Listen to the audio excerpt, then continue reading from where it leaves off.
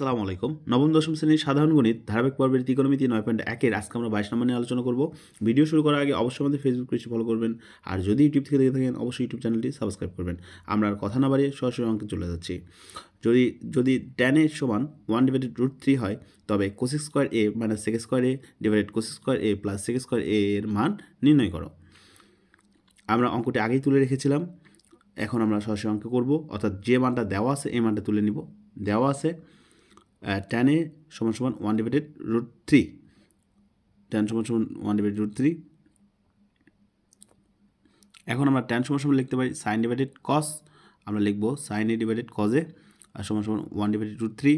এখন আমরা সাইনটাকে পাশে রেখে 1/cos লিখতে পারি, অর্থাৎ লিখতে পারি sin a সমান সমান ইন্টু 1/cos a সমান 1/√3। এখন সাইন সমান সমান লিখতে পারি আমরা 1/cosec, অর্থাৎ সাইনটা কিন্তু কোসেকের উল্টা। আবার 1/cos সমান সমান লিখতে পারি sec a, কারণ কসটা কিন্তু সেকটা কিন্তু কসের উল্টা। এই পাশে যা আছে তাই রাখবো।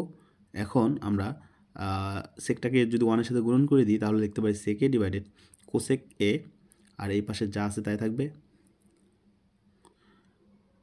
এখন আমরা উভয় পাশে যদি স্কোয়ার করে দিই তাহলে আমরা লিখতে পারি sec square a divided cosec square a সমান 1 উপর স্কোয়ার করলে 1 হয়, আর √3 উপর স্কোয়ার করলে কিন্তু আমাদের রুটটা উঠে যাবে, অর্থাৎ আমাদের জাস্ট 3 থাকবে।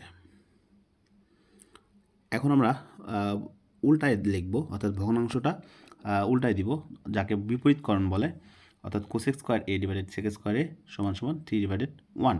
1টার নিচে আমরা না লিখলেও পারি, আমরা লিখলাম যেহেতু যোজন বিয়োজন করব।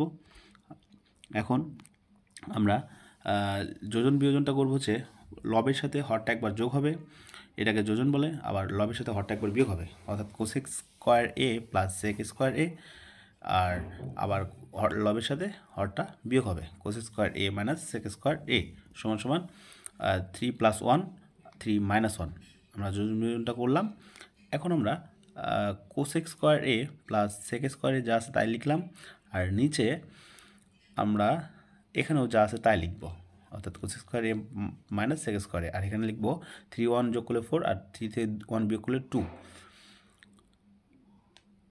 এখন আমরা ভগ্নাংশটা জাস্ট উল্টায় দিব, অর্থাৎ আমাদের নিচের অংশটা উপরে নিয়ে যাব আর উপরের অংশটা নিচে আনবো। অর্থাৎ cosec square a minus sec square এটা উপরে লিখলাম, এখন লিখব cosec square a plus sec square a, cosec square a plus sec square a। এখন আমরা 2টা উপরে লিখবো, 4টা নিচে লিখবো, জাস্ট ভগ্নাংশটা উল্টায় দিলাম। এখন যা আছে তাই লিখলাম উপরে, আর নিচেও যা আছে তাই লিখতেছি, অর্থাৎ cosec square a plus sec square a। আর এখানে এই পাশে যদি আমরা কাটাকাটি করি, 2 দ্বারা 2কে কাটলে 1, এবং 2 দ্বারা 4কে কাটলে 2 দ্বারা 4কে কাটলে 2। আমাদের কিন্তু এই মানটাই আনতে বলছে, অর্থাৎ cosec square a minus sec square a, cosec square a plus sec square a এর মানটা কিন্তু আমরা বের করতে পারছি। আমাদের কিন্তু এখানে cosec square a minus sec square a, cosec square a plus sec square এর মানটা নির্ণয় করতে বলছে। আমরা কিন্তু নির্ণয় করতে পারছি, অর্থাৎ এটাকে আমরা অ্যান্সার লিখতে পারি। Thank you.